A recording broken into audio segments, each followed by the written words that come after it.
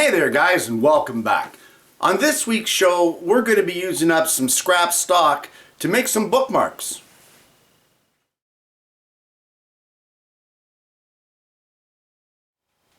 Okay, any of you that know me or watch my show on a regular basis know I'm always looking for a way to use up some scrap. I pay for this stuff, and I really hate to just throw it in the wood stove and use it for kindling. So if I can use it up, more power to me. So the first thing we're going to do is we're going to head to the burn pile, and I'm just going to pull out some various species and various pieces of scrap wood that was slated to be burned anyway. I've gone over to the burn pile and I've just pulled out some scrap pieces. They're really too small for anything else. For some of my model builds they might be alright, but in general I don't like mucking around with small little pieces like this. But for this project they'll be great. So what we've got is we've got some oak, there's some walnut, some maple. I thought I saw a piece of poplar there, who knows. But what we're going to do first is we're going to take these pieces over to the table saw, and we are going to make sure that the edges are square. So you can see in this piece here, this is the rough cut edge. It's not square, it's smaller at this end than at this end. So we're just going to cut these up. Now if you can't do it safely, if the piece is really small, don't use it. Don't take the chance. A bookmark isn't worth your finger. So we're just going to go over and trim some of these up and make sure that we've got square edges.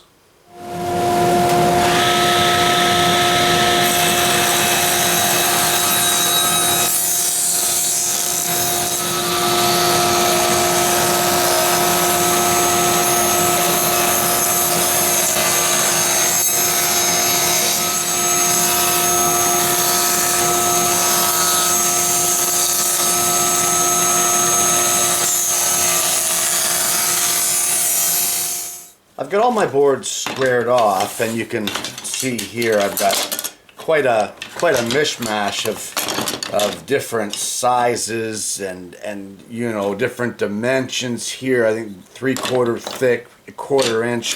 This might be an 1/8 here. It doesn't really matter the thickness or the dimensions because we're all going to laminate them together. So what I've got here is a piece of 1/4 inch thick hardboard, and the only, or MDF if you guys like to call it that, and the only reason I have this is to give me a flat surface to work on. So the first thing I'm going to do is I'm going to put a piece of wax paper down on this here, just so that my pieces that I'm going to be gluing together aren't going to stick to this hardboard. And what I've done is I've gone through all of the pieces that I have here, and I found this piece of maple which has some really nice grains here. You can see them, and it's got a knot in it. I mean, it's kind of an interesting piece of wood, and I've decided that this will be the piece that I'm going to build my bookmark around. So what I'm going to do is I'm going to take this over to the table saw, and I'm going to square off both ends. I don't want to take too much length off of it. I want to leave this length the same. So I'm going to square off both ends, and once I get that squared off, what I'm going to do is I'm going to take all of these other pieces of wood that I have off to the side, and I'm going to cut them to the same length as what this one is. Well, I'm back and I've got all the pieces cut to length. I've squared up the ends of this, and we've got some pieces that are a little bit shorter. Let me just find one here, and not exactly perfect, as you can see, but it'll work just fine for this application, because when everything is said and done, this last little bit on the end here is going to end up being scrap again anyway, because it just isn't safe to cut it. So what you want to do now is you want to arrange your pieces of wood on your board and get them ready to be glued up. And you want to try to arrange it in as many different combinations as you can. So, you know, try not to have too many species of the same wood together. Make it interesting, you know, mix it up. And what's going to end up happening once you get this all glued together, just so that you can sort of picture ahead, is this distance here along the end grain, the width of your whole lamination, is actually going to be the length of our bookmark. And the thickness here will be the width. So we're going to go ahead now and we're going to arrange all of these here, and it doesn't matter. It's not rocket science. Put it together however you want. If your little heart wants this piece in here, well, you know what? You put that piece in there, because who the hell is going to tell you not to do it? It's your project.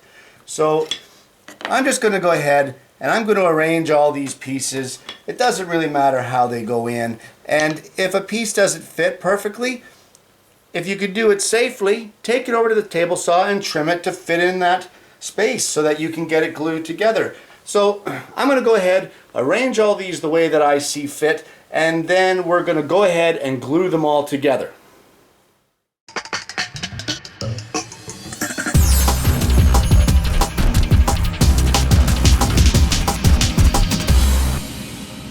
Well, I kind of got an arrangement here, sort of, and it's not too pretty at the moment, but that doesn't really matter. I'm not too concerned about it. There are a few small little gaps in it, and again, I'm not too concerned about that either. I think it'll give it a bit of character once it's all said and done. Like I said, there's a way to make up or use up some of your scraps. This isn't going to be this finished showpiece. So I'm kind of going for a little bit on the interesting side.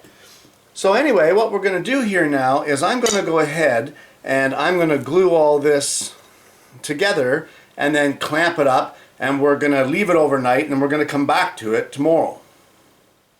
Well, without a doubt, the messiest glue up I think I have ever had. And I'm going to be picking glue off my hands for about a month now. But it's not pretty, and at this point, it's not meant to be. I'm going to let this set up for just a little bit so that I can get some clamps on it. If I try to clamp it at this point in time, the wood is just going to spring everywhere. It's not going to work. So once this sets up just a bit, I'm going to throw a couple clamps on there just to kind of hold it together. It's got gaps in it, it's uneven, and at this point I really don't care. I think this is going to turn out half decent even with the gaps. It's going to give it character. So for now we're going to leave this and we're going to come back again tomorrow and see what we ended up with. And we're back. And truth be told, it's actually been a week. I didn't get the chance to get back to it the next day, so here we are a week later, and what we've got is one seriously butt ugly glue up, and this thing is hideous. But no worries. What we're going to do for starters is we're going to take it over to the jointer planer and we're going to clean up two sides of this glue up. And now, of course, if you don't have a jointer planer, you can just use regular hand planes or what have you. But for me, I have one, and that's what I'm going to use.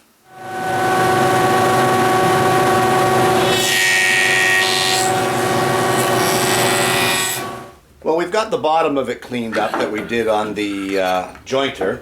And what we've done this surface here to give us two perpendicular surfaces 90 degrees to each other.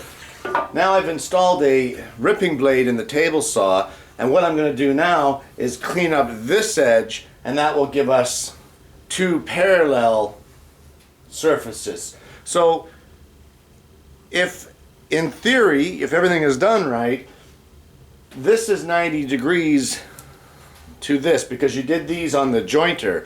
So if you cut this on the table saw parallel to this one and your blade is square, then this here as well should be 90 degrees to the bottom. So we're going to go ahead and rip this off here and then make sure that we've got the three sides that are all 90 degrees, and we're going to move on.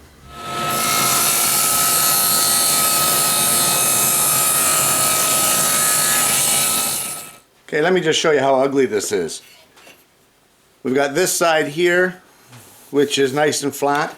This side here, which is 90 degrees to this side, and this side here, which we've just trimmed up on a table saw, to be parallel to this side, which also makes it 90 degrees to the larger back surface. So now what we're going to do is we're going to take out our ripping blade, and I'm going to put in a fine crosscut blade, and we're going to get out our miter fence and trim up the end.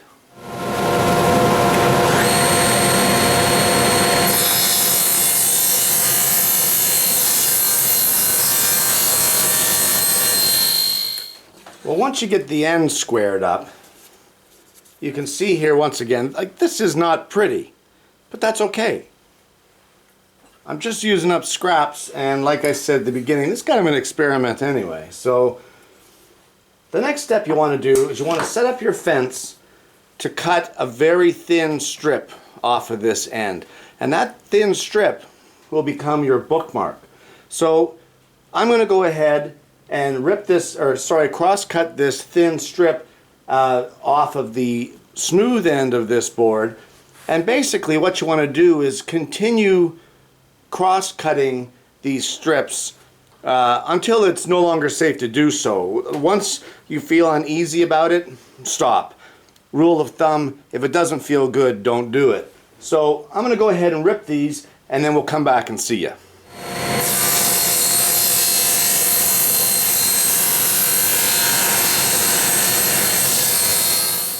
And here we have some of them anyway, thin strips. Some are a little thinner than others and actually flexible, while others are a little more on the rigid side,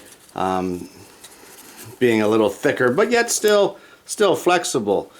So what we're going to do now is we want to trim up the one edge that we never did on either the jointer or the table saw.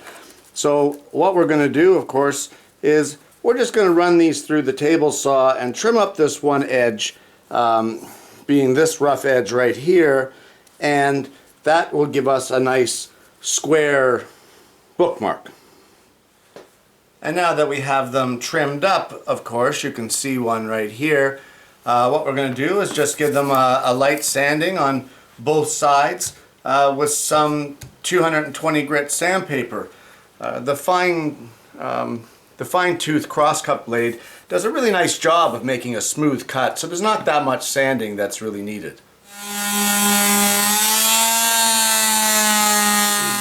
Well, here we have it, it's sanded, and the last thing I think I'm going to do with this is, just out of pure coincidence from a gap in the glue-up, there is a hole right here. I don't know if you can see that there, but I was planning on drilling a hole anyway to have some yarn or some leather straps or whatever up through the top, and I think what I'm going to do is I'm going to talk to my wife and see if I can get some embroidery thread of hers and maybe just put like a little tassel on this. So I'm going to go ahead and do that, and I'm going to come back and see you. Well, I changed my mind, as some of you know I do. And I decided I did want to drill a hole in the top and leave the gap at the bottom as part of that mosaic thing that I like so much. And what I've done here as well is I've used some Danish oil to bring out some of the contrasts here. You can see the contrast in this piece, and this is one of the originals. Look at the difference in that. That's just fantastic. Just make sure that you allow the Danish oil to fully dry, and what I'll probably do is end up putting a coat of varnish on this just to really seal it in and give it a little bit of protection. So I've drilled a 1/4 inch hole in this one end, and as I said, I got some of this here embroidery thread from my wife, and all we're going to do is, this is a 12-inch length of embroidery thread, and I've just used 2 lengths each of different colors, and what we're going to do is fold it in half like this, and we're going to place this loop end through the hole, and then after we get it part way out, we're going to bring these loose ends around and then through the loop, and then just give it a little bit of a snug up, and I'm going to show you how we're going to do that here just to finish this off. Well, I'm going to try to show you what I think is the easiest method to do this, and you can do any method you prefer. But I've got a little dowel here, and what I'm going to do is I'm going to put this dowel through that 1/4 inch hole, just like that. And then I have these looped over, and I'm going to sit those over top of that dowel. You see what I've got there? Now, while holding this just a little taut, I'm going to pull the dowel down on an angle, and when it gets just to the threshold of that hole, I'm going to pull it through. Do you see what I just did there? Now, I didn't even have to mess around with that. And then once you get it through, of course, if you pull it through quite a bit, give yourself some room to work. You can use the dowel to open up that hole, get your 2 fingers in there, and grab a hold of all the other threads. Now you can get rid of that dowel, just like that, and just pull this through. You see how I did that? And then just very gently cinch this up so that it's now got a choke on that bookmark. And there's your tasseled end. I mean, you may like it, you may not. You don't have to put a tassel on it. I'm probably going to give this to either my wife or one of my daughters, so they may like that tassel. And if they don't like it, well, you know what? That's what we made scissors for. And there you have it, a bookmark. Let me just show you guys a close-up of this. This is really kind of a cool little project. I was a little concerned about the glue up, that things weren't really sitting pretty and that sort of thing. But the more I thought about it, the more it was of a kind of a mosaic pattern. And I kind of like it. It's really got some character there, especially with these gaps in the glue up. This is an end grain cut, and it is fragile. I'll tell you that right now. It's about 1/16 of an inch thick, and it does have quite a bit of play in it. You can go thinner if you like. You just have to be careful that your table saw doesn't suck it into the groove. It's a cool little project. If I was going to do it again, would I do the mosaic with the gaps? Yeah, I think so. I think so. But you, of course, can modify that, and you can turn it around and have it so that these are very tight knit, and it's a long grain or an edge grain kind of a bookmark. You could do whatever you want with it. This was just showing you that there are projects that you can do out there that you can use up scrap and have some fun with it. This was really effortless, and I think it looks great. I really do. I think this is cool. So guys, thanks for watching. If you'll excuse me, I'm going to go and pretend that I know how to read, and I'll see you guys again next week with yet another woodworking video.